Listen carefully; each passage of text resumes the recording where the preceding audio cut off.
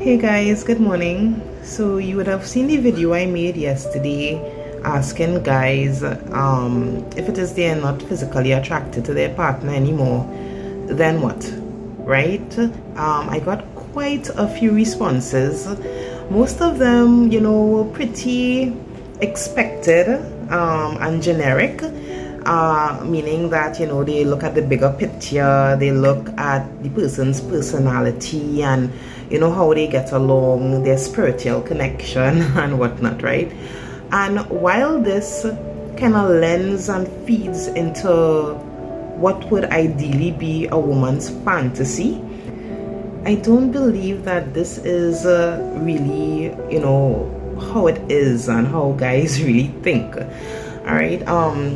Someone highlighted more what I would think are the facts based on research and whatnot into guys, and the real reasons why they would stay in a relationship, despite all of the physical changes that may occur with a woman. All right, so I'm just gonna highlight some of the points that he said. You guys can tell me in the comments, if it is you agree or disagree based on what he said, right? So these are some of the reasons why he said guys stay in a relationship.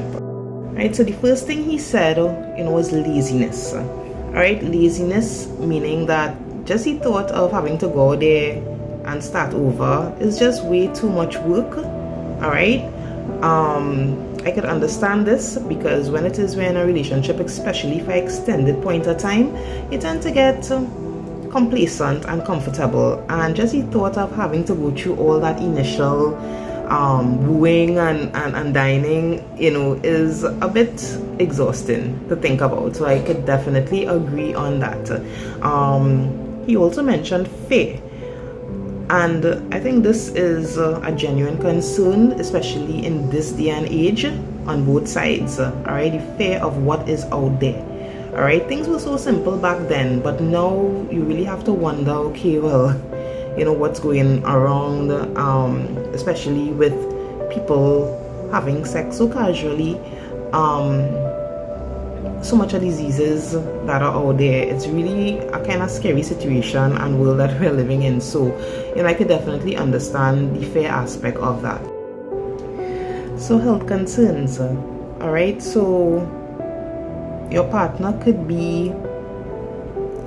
could have like declining health, and to leave them at that point in time would seem very inhumane.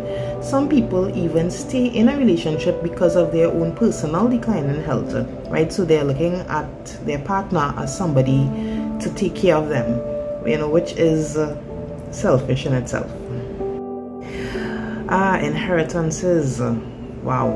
Well, this is a big one because this is when you get into a relationship for what I believe all the wrong reasons. All right, you get in the relationship because of what the person has and what they can do for you at the end of the day, and not really out of love at all. You're seeing your partner making some kind of effort to change, whether it be physical or maybe it might be communication. The person is just trying to communicate better, and you're feeling bad because you're seeing the effort they're trying to put in to salvage the relationship. So just upset and leaving is not going to resonate too well, and it's going to again make you seem like, all right, you're kind of heartless. You have somebody on the side. All right, so you have a side piece. So you're getting that part of your fix met, right? And leaving your main squeeze for your side piece is just way too costly. Like, why even go through that, right? Again, your little fix on the side and thing, you already have your wife, so why bother to leave, right? As bad as that may sound, that could also be a reason. One of the major reasons why men and women stay in relationships, because there are children involved. I think this has been going on for generations upon generations, right? you sacrifice your own personal happiness because you want to keep the family together, right? And you want your kids to grow up in a stable environment, right? But at what cost, right? You yourself now have that resentment, right, towards your partner, for making you or forcing you to stay in the relationship. And your kids ultimately suffer, right? Because obviously they are going to feel that negative energy, all right? So despite trying to save on one side, you actually end up losing on both fronts.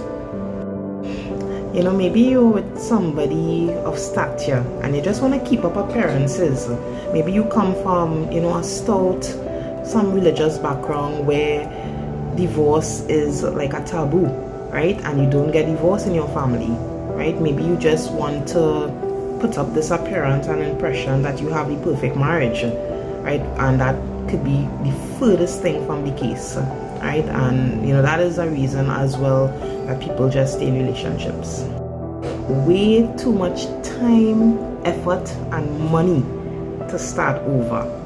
All right, too much of this has been already invested in the relationship, and starting over, and taking a chance on something that may not even be definite. All right, it's like a gamble. Like, why go through that, right? Possessiveness and greed, right? We know we've all been there. Where we are, overly possessive of our partner, and you have this notion where if it is I can have them, nobody else can, right? And this is a very dangerous way to think, because you're thinking that you own the person, when in fact you're supposed to bring added value to the person, not possess them and act like they are yours, so to speak. So yeah, this is a dangerous one, guys. So you have to look out for that. I left this one for last because this one is a personal one of mine. All right, I'm just basing it on my personal experience and how I felt. Low self-esteem. If it is you don't feel good about yourself, you think that you can't get any better, even though you know in your heart that you deserve better.